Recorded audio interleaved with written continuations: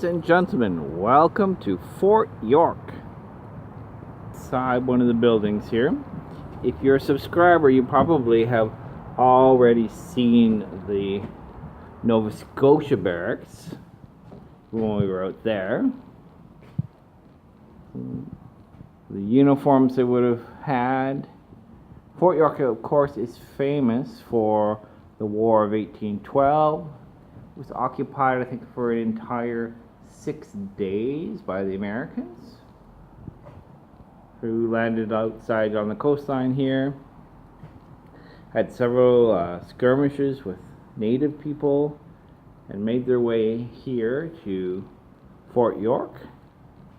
We did explode a couple things to wound and kill several Americans, but they still were able to overtake the camp. I think they took 1,700 of them, though, to do that.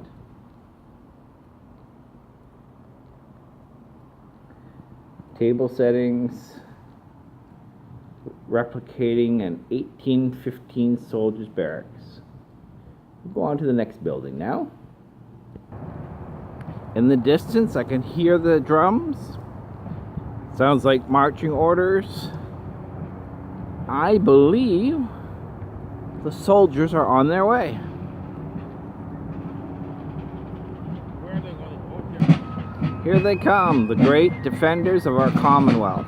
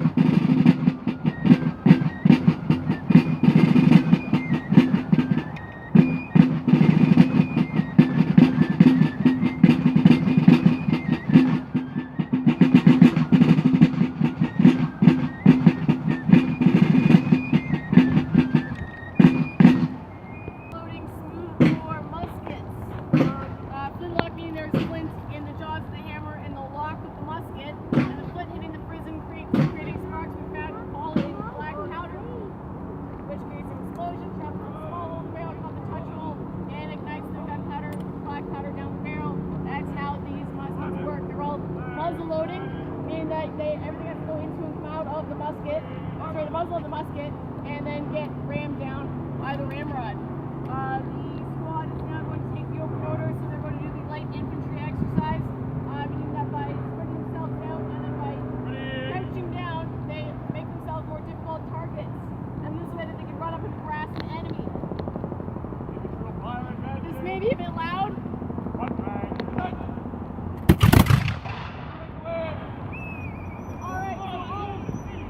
At this time, during the War of 1812 and in Europe as well, we're all using the same technology.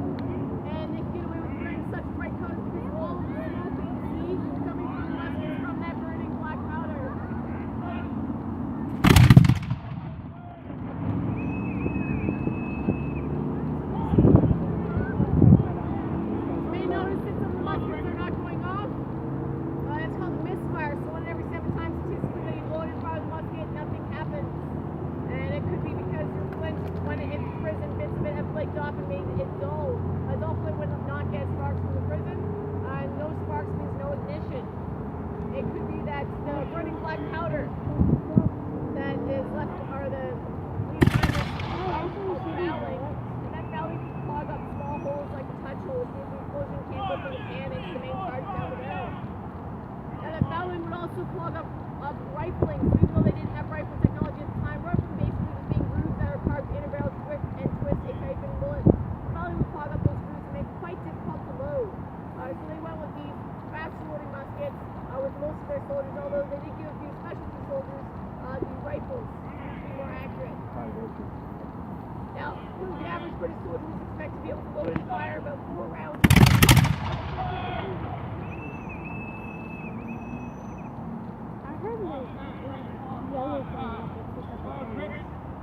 And that fast rate of firing, of loading and firing, would mean well-disciplined, well-trained soldiers and could overwhelm an enemy with musket fire. It was a difficult rate to keep up though because, again, the more you shoot, the more it can go wrong.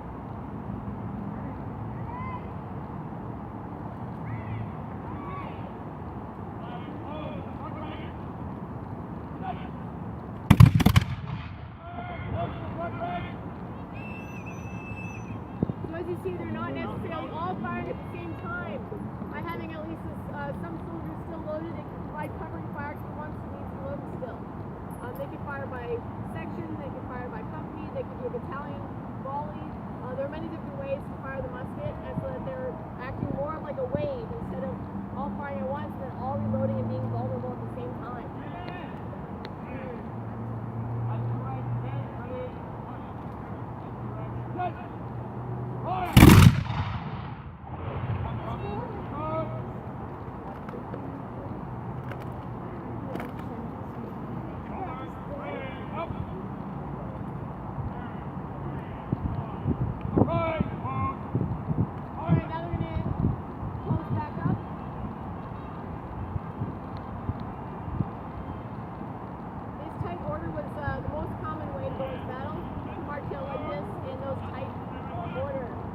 You could get as many people as many people on the battlefield, putting as many muskets as you possibly could at the enemy to overwhelm them with that musket fire.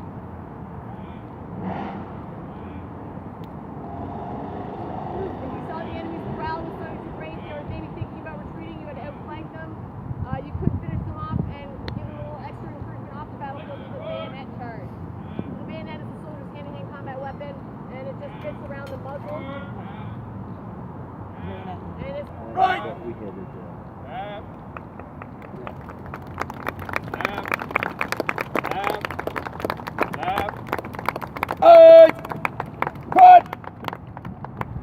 Alright, so they're done firing. However, if they do have misfires, they'll need to go out onto the field through those misfires. So just ask that you don't go out onto the south field quite yet until they're done.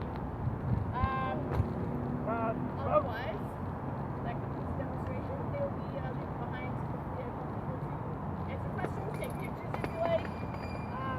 They're very friendly. They really like attention. Right, so with that, of course, have a great day.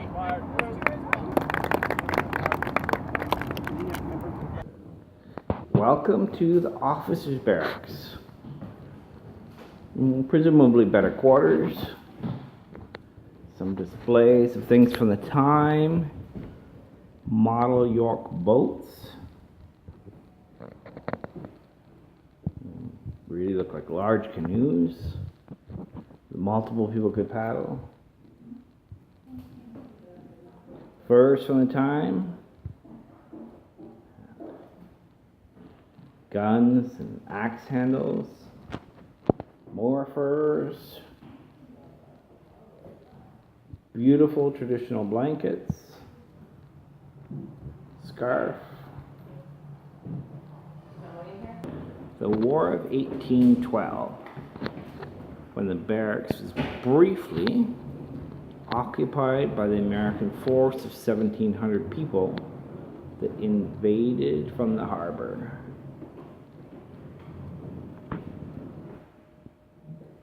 Yeah, but did you see what they found? They found some plates from the fancy people. This is where we would have lived. Is this the middle class?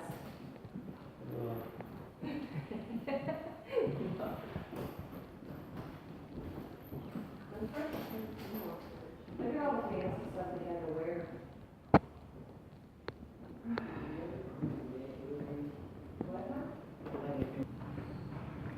Built in 1789 to carry furs, the Nancy was used by the Provincial Marine and the Royal Navy as a supply vessel on the Upper Lakes during the War of 1812. In 1814, she was burned on the Nottawasaga River during an American attack. And here we have an extremely large and beautiful reproduction of what the Nancy would have looked like, including the British ensign.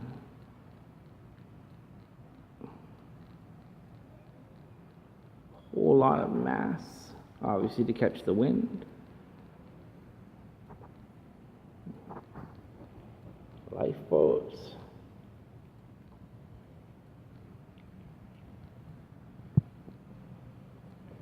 And the flag, of course, if it could be raised or lowered. Of course, the key to the soldiers' trade would have been, to a large extent, their artillery, including the Simcoe guns, which fired 9-pound rounds at a time. I'm pretty sure you didn't want one of those hitting you. And, in fact, if you didn't want 9 pounds hitting you, you probably didn't want 12 pounds hitting you either, which is what comes out of these, which is the iron 12-pounder.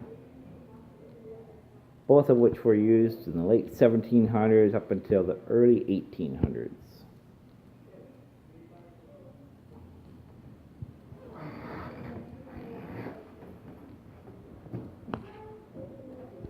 The Rampart gun of 1793, originally made for the East India Company. They are very powerful guns, a good long shot, much farther than a regular gun at the time.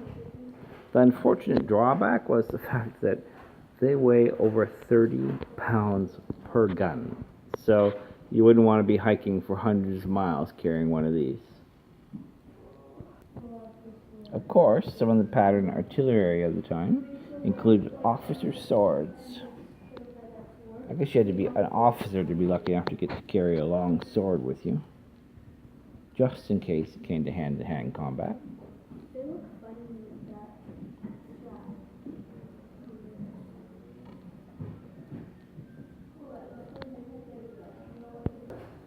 Uniforms typical of the light dragoons of the time. Part of the reason they were able to get away with such colorful uniforms in these times is the fact that the shot fire from the guns let off so much smoke that generally the battlefield was shortly covered in smoke anyhow, and you couldn't see a lot. And good weaponry, though. I wouldn't let my kids play with these, that's for sure.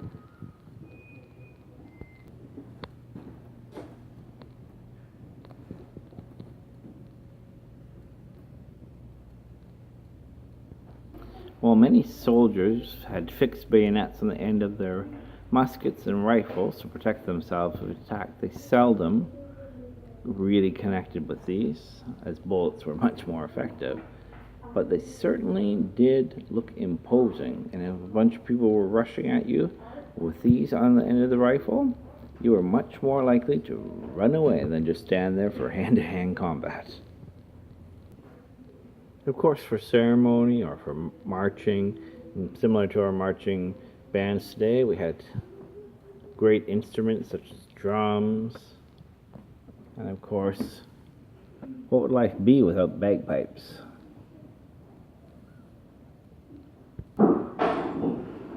Staff quarters for your good old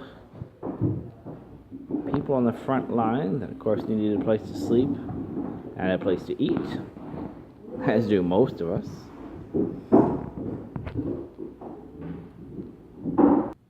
Toronto sure has changed since 1931.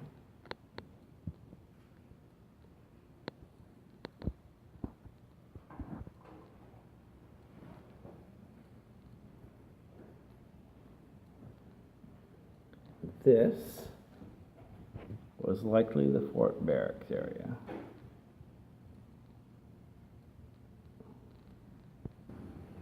Canada is blessed to have so many Native people. One of those groups are known as the Anishinaabe.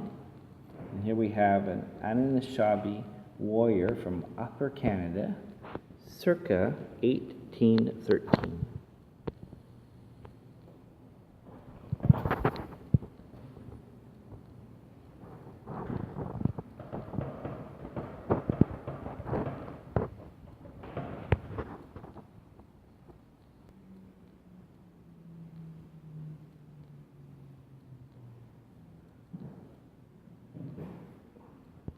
Here we have a private from the Upper Canada Militia, approximately 1913. Oh, I'm 100 years off. Let's say 1813.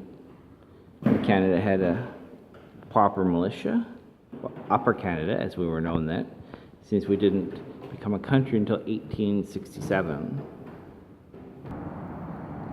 Before we leave here today, we'll finish with a couple of shots of the big cannons that shot 8 and 12 pound projectiles from them, and to let you know that we are ready to defend our country should the need ever arise.